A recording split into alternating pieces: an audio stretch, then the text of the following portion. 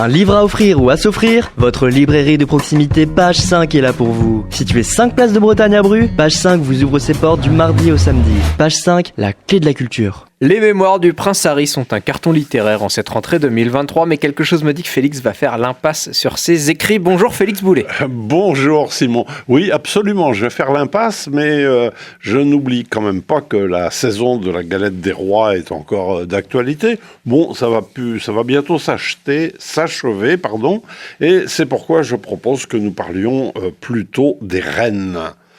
Si tu le veux bien, Simon. Alors évidemment, et comme d'habitude, je vais te demander à qui on doit ces reines. Alors, ce sont donc les reines, voilà, c'est le titre du nouveau roman d'Emmanuel Pirotte, qui sera donc le sujet de cette chronique. Les reines est paru en 2022 aux éditions Le Cherche-Midi. Emmanuel Pirotte, c'est forcément un nom qui parle, parce que je crois que c'est pas la première fois qu'il sort de ta bouche. Absolument. Je dois d'abord dire que Les Reines est le 6e roman d'Emmanuel Pirotte et j'en ai déjà chroniqué 4. C'est donc la 5e fois que je me livre à cet exercice de présentation de l'autrice. Je vais essayer de faire vite. Donc, Emmanuel Pirotte est née en 1968 à Namur. Elle est la fille de Jean-Claude Pirotte, qui est un grand poète belge que personnellement je vénère. Je précise aussi que Jean-Claude Pirotte, poète donc, mais aussi romancier, peintre, tenait une chronique de poésie dans Lire, dans la revue Lire. Il nous a malheureusement quittés en 2014. Emmanuelle donc vit à Namur où elle est scénariste, historienne et bien sûr romancière. Elle nous a offert 5 romans au Cherche-Midi et un chez Philippe Ray.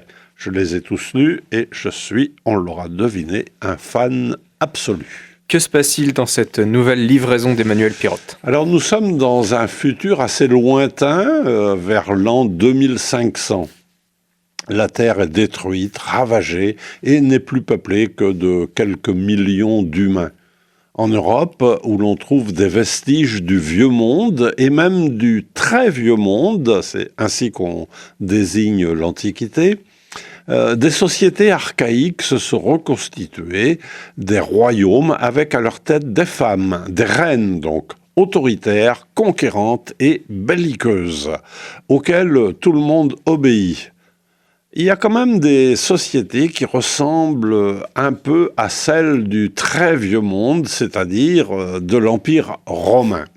Seul un groupe de réfractaires continue à vivre selon leurs traditions. Ce sont des nomades qui sont désignés par le terme gypsy ou bien fils du vent. Et parmi eux, nous allons suivre particulièrement Milo et Feitz.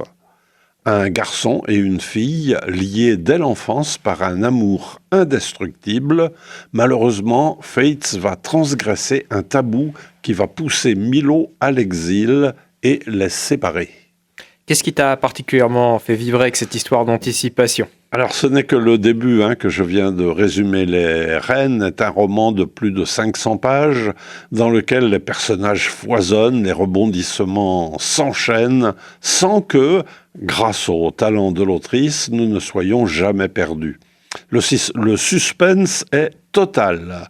Nous assistons à des scènes d'anthologie. Il y a en particulier un spectacle de gladiateurs absolument inoubliable. Le théâtre a beaucoup d'importance, Othello de Shakespeare en particulier, qui est, ne l'oublions pas, l'histoire d'un féminicide. Et puis Emmanuel nous pose les questions essentielles, le pouvoir, la parentalité. Enfin, pour moi, Les Reines est bien une histoire d'amour avec ces questions. Que fait-on lorsque l'on pense l'amour impossible ? Est-ce qu'on abandonne ? Est-ce que l'on garde l'espoir ?